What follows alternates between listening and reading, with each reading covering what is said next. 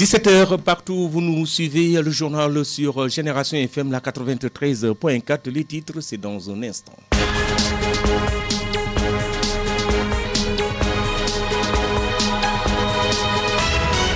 À la une, le ministre de la Justice, garde des Sceaux, s'est prononcé sur l'enquête en cours sur la mort de l'étudiant Fallou Sène tué par les forces de l'ordre le 15 mai dernier à l'université Gaston Berger de Saint-Louis. Il a laissé entendre que le procureur de Lille, c'est-à-dire Saint-Louis, a rapidement diligenté une enquête et des résultats de cette enquête ont été transmis au procureur de Dakar. Nous en parlons dans cette présente édition. Adéane a abrité la 28e édition de la commémoration de la journée de l'enfant africain ce mercredi 20 juin 2018. Le thème retenu pour cette année est « Aucun enfant laissé pour le compte pour le développement ». L'activité est organisée par l'ONG ENDA Jeunesse Action et ses partenaires. Cet événement annuel est marqué par la caravane de 600 enfants venus de différentes localités du département avec des pancartes qui dévoilent des messages forts qui interpellent l'autorité et les communautés. Kolda, plus de 1587 élèves de l'élémentaire vont passer les examens du certificat de fin d'études élémentaires et de l'entrée en 6e sans leur extrait de naissance. C'est ce que révèle le rapport de l'IF de Kolda exposé au cours de la réunion du comité départemental de développement axé sur les préparatifs des examens scolaires. Nous en parlons dans ce journal. Le collectif des Djambars formé de rescapés du crash de l'avion militaire sénégalais lors de la guerre du Golfe en 1991 et de veuves de soldats décédés dans l'accident réclament leur argent à l'État du Sénégal. Selon le LG Djambra qui révèle le scandale des preuves accablantes, confirme la déclaration du général Joseph Louis Tavares da Souza que les Nations Unies ont bel et bien envoyé l'argent au Sénégal, mais l'État ne l'a pas reversé aux rescapés. Nous en parlons. Et puis en sport, un crack et un crève-cœur. Cristiano Ronaldo a repris seul la tête du classement des buteurs lors de ce mondial 2018. Cristiano donc a dominé le Maroc aujourd'hui justement 1-0 et le score. Nous en parlons justement et nous reviendrons sur les matchs du jour lors de ce mondial. C'est tout pour le menu, le développement dans un court instant.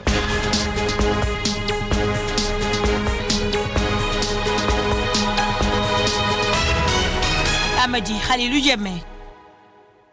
Gomis qui assure les opérations techniques de cette édition. Bonsoir et bienvenue. Le ministre de la Justice, garde des Sceaux, s'est prononcé sur l'enquête en cours sur la mort de l'étudiant Fallou Sène tué par les forces de l'ordre le 15 mai dernier à l'université Gaston Berger de Saint-Louis. Il a laissé entendre que le procureur du lieu de l'affaire, c'est-à-dire Saint-Louis, a rapidement diligenté une enquête et des résultats sur cette enquête ont été transmis au procureur de la République de Dakar, a souligné Ismaïla Madior Fall.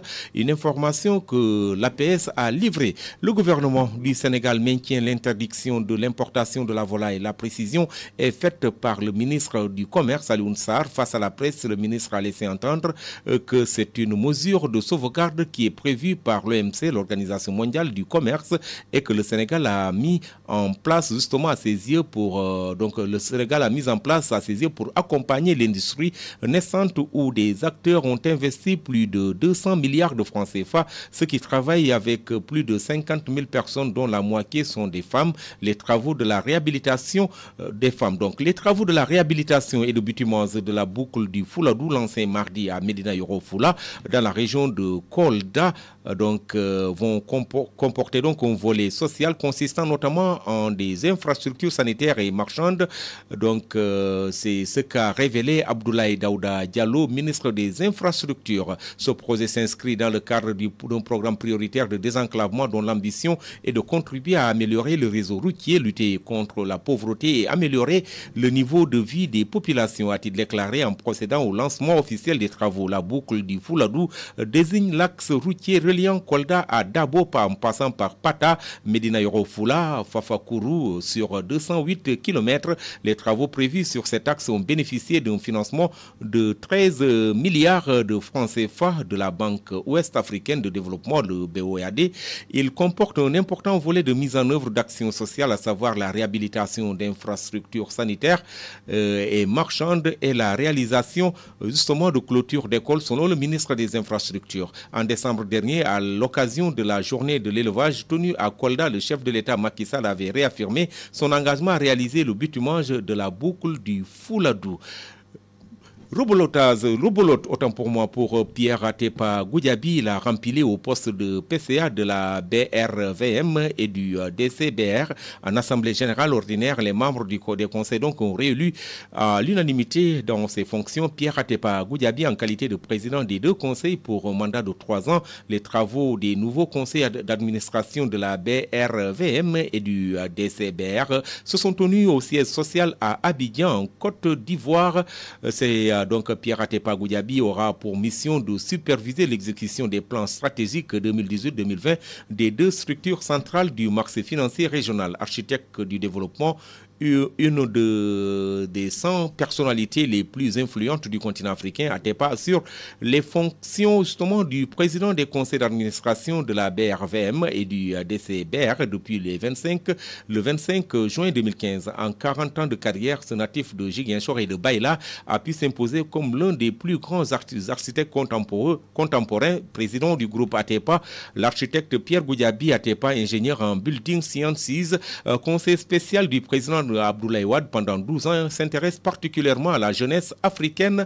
C'est justement la première partie de cette édition. La suite dans un court instant. Génération FM 93.4. ADEAN a abrité la 28e édition de la commémoration de la journée de l'enfant africain ce mercredi 20 juin 2018.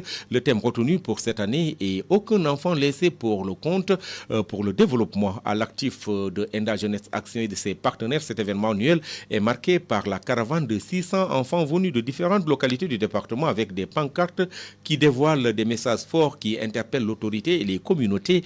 Aminata Diop Badji est la coordonnatrice d'Enda Jeunesse Action. Nous l'écoutons avec Binta Traoré. C'est pour moi, au nom de toute l'équipe d'Enda Jeunesse Action, un grand plaisir de m'adresser à vous ce matin pour vous souhaiter très cordialement la bienvenue à l'occasion de la célébration de la 28e édition de la journée de l'enfant africain, organisée au Sénégal depuis 1991 et qui est la 30e édition de la Semaine nationale de l'enfance. Pour rappel, la journée de l'enfant africain est un événement annuel qui commémore le massacre des enfants de Soweto en 1976 par le régime de l'apartheid, où des milliers d'élèves sud-africains noirs ont manifesté pour protester contre la qualité inférieure de leur éducation non basée sur les principes racistes et pour exiger que l'on respecte le droit à un enseignement dispensé dans leur propre langue. Cette journée a pour thème « Aucun enfant laissé pour compte pour le développement de l'Afrique ». Ce thème qui colle parfaitement à la vision du projet aura pour mérite de relever les défis de la lutte contre les violences faites aux enfants en redoublant d'efforts dans la prévention et la prise en charge des enfants survivants de violences et des familles vulnérables, afin de promouvoir auprès des communautés de bonnes pratiques en matière de protection de l'enfance au Sénégal. Pour la commune d'Adéane, cette manifestation a marqué sa première édition en 2017 à Banana. Et nous voilà aujourd'hui pour cette deuxième édition en cette année 2018 encore dans la commune d'Adéane, plus précisément dans le village d'Adéane. Tout ceci est possible grâce à l'exécution du projet dénommé Renforcement de la bonne gouvernance pour une meilleure protection de l'enfance avec un accent sur l'éradication de toutes les formes de violence contre l'enfance au Sénégal avec l'accompagnement technique de Save the Children International.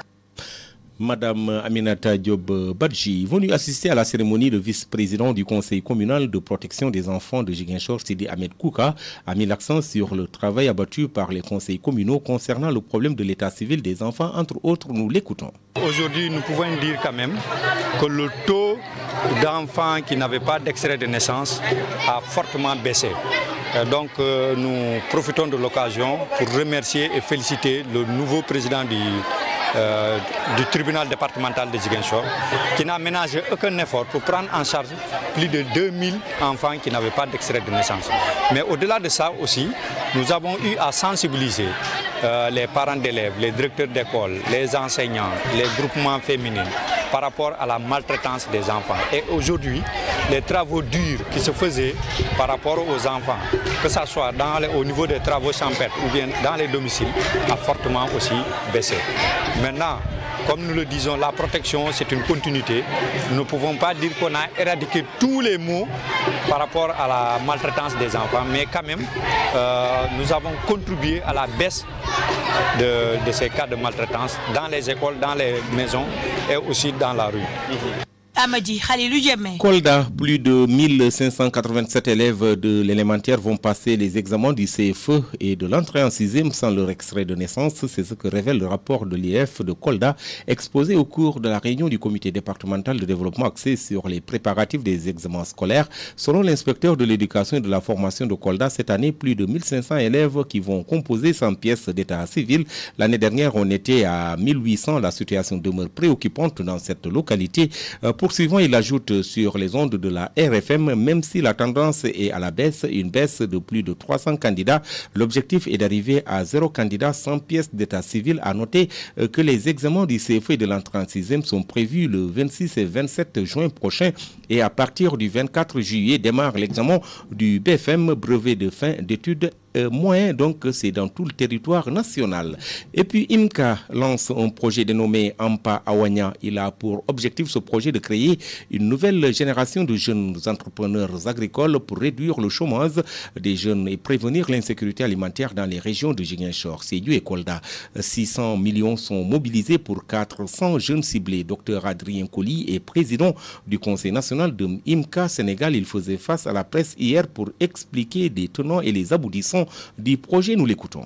Il s'est avéré, au regard des changements qu'on observe aujourd'hui dans notre pays et autres, que l'agriculture est un secteur qui pourrait aider les jeunes à s'établir, à avoir leur emploi et le bien-être. Nous nous sommes engagés dans cela, d'autant plus que actuellement le credo dans notre organisation c'est l'entrepreneuriat social. Et nous avons réfléchi à comment engager les jeunes dans le domaine de l'agriculture. Le projet Ampa Awanya est apparu donc sur la base de toutes ces initiatives, activités, réflexions. Et aujourd'hui, nous avons un projet et un concept valide qui est en train de chercher son financement. Nous avons en partie reçu des moyens et nous avons aujourd'hui des partenaires qui veulent s'engager dans ce projet que nous voulons mettre en œuvre sur plus de 15 ans. Mais aujourd'hui, nous avons quelques ressources pour aller sur les 3 années à venir. Le projet cible donc le domaine agricole. Mais qu'est-ce que nous disons dans le domaine agricole? Nous travaillons sur les services agricoles. Le concept, c'est qu'il faut amener les jeunes à s'intéresser à l'agriculture. Donc, nous invitons les jeunes dans des camps d'immersion. Ils viennent faire le camp, 1 mois à peu près. Si le jeune est intéressé, nous le recrutons pour qu'il puisse faire le processus. Mais qui est ce jeune-là? Le jeune-là, ce n'est pas quelqu'un qui est seulement formé à l'école d'agriculture. Non. C'est celui peut-être qui a fait la communication, qui voudrait avoir son business dans le domaine de l'agriculture. Alors actuellement, nous avons un budget dans cette première phase-là, autour de 600 millions. Nous ciblons autour de 450 jeunes. Mais ça, c'est le ciblage, et comme je vous l'ai dit, des fonds que nous sommes en train de recevoir présentement. Cyril Ndeki est le premier adjoint au maire de la commune de Diendé, une des communes bénéficiaires du projet. Il est d'avis que c'est un projet porteur économique viable qui va promouvoir l'esprit d'initiative entrepreneuriale dans sa commune. Nous l'écoutons. Nous faisons partie des heureuses communes qui ont eu à bénéficier du projet Ampa Awanya. Donc, c'est 2 communes dans la région de Sédhiou. Donc, c'est pour ça que j'ai utilisé le mot les heureuses communes. Et donc c'est un projet qui est venu avec leur coordinateur qui est là-bas, qui est Martin Tendé. Donc quand il nous a expliqué le projet, vraiment ça nous a enthousiasmés. Donc nous avons appelé tous les 26 chefs de village qui sont dans la commune. Donc on a donné l'information. Donc les chefs de village aussi se sont appropriés de l'information. Ils sont partis chez eux divulguer l'information. Donc c'est un projet qui est vraiment porteur. Un projet de jeunes pour qu'ils soient des entrepreneurs agricoles. Donc ça, c'est un domaine qui est quand même légué aux collectivités locales ou bien aux collectivités territoriales, on dit actuellement, et qui œuvrent pour le bien-être des populations. Donc, si vous avez un projet de ce type de IMCA, qu'on connaît, le sérieux de IMCA dans le Sénégal, IMCA qui travaille souvent avec les jeunes, qui travaille dans beaucoup de domaines. Donc, si vous avez un projet de cette envergure qui est venu dans votre commune, vous ne pouvez que vous en féliciter. Donc, le projet est venu. Nous sommes avec eux. On est en train de travailler. Ils ont fait un tri. Ils ont pris des jeunes dans notre commune, 5 jeunes, pour la formation, pour qu'ils soient formés et que ces jeunes-là vont devenir des formateurs. Il y a aussi des listes qui ont été données, des jeunes pour les transformatrices. Donc aussi, il y a d'autres jeunes qui vont être au niveau des camps agricoles que IMCA, que le projet va organiser. Donc nous, collectivités, nous sommes disponibles. Vraiment, on l'a dit à leurs représentants, à leurs agents, que nous sommes disponibles vraiment à mettre des terres, à leur donner des terres pour que ces terres-là soient valorisées avec les jeunes de notre village, de notre commune. Le collectif des Djambars, formé de rescapés du crash de l'avion militaire sénégalais lors de la guerre du Golfe en 1991 et de veuves de soldats décédés dans l'accident, réclament leur argent à l'État du Sénégal. Selon l'ONG Jamra qui révèle le scandale, des preuves accablantes confirment la déclaration du général Joseph-Louis Tabarez de Souza que les Nations Unies ont bel et bien envoyé l'argent au Sénégal, mais l'État ne l'a pas reversé aux rescapés et veuves des soldats qui ont participé à la guerre du Golfe de 1990 à 1991. Le collectif a fixé un délai de 30 jours à tous les responsables concernés par ce drame pour entrer dans leurs droits. 97 soldats sénégalais sont décédés dans cet accident. À 3 ans de la prescription donc civile de cette affaire, les soldats accompagnés de leur avocat, Maître Hassan Diomandjaï et Abdoulaye Tine, menacent le délai passé de saisir Antonio Guterres, secrétaire général de l'Organisation des Nations Unies. Nous passons sans plus tarder et c'est une très belle transition à l'actualité hors de nos frontières.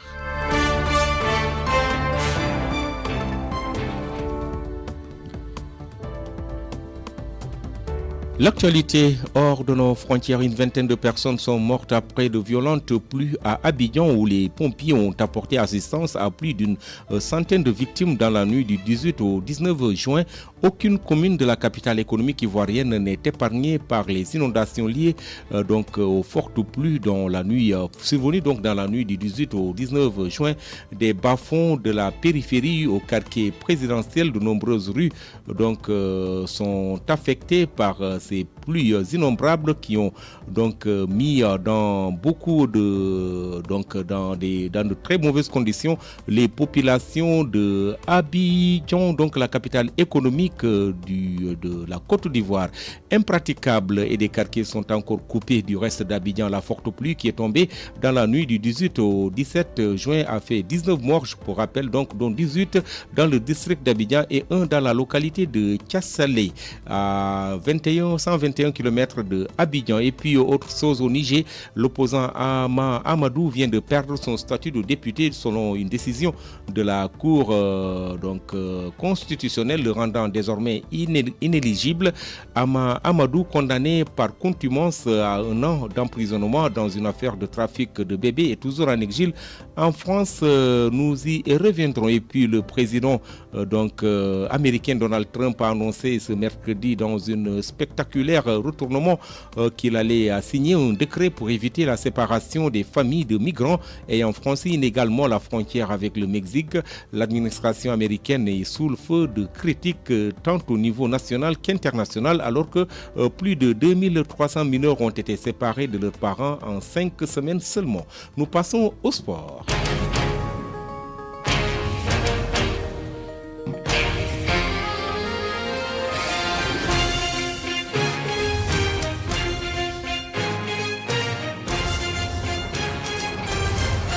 L'actualité sportive dans ce 17h, un crack et un crève-cœur. Cristiano Ronaldo a repris donc seul la tête du classement des buteurs avec une 4e réalisation qui pousse son pays, le Portugal, vers les 8e de finale et brise les espoirs du Maroc, battu 1-0. Première équipe officiellement éliminée de ce mondial 2018.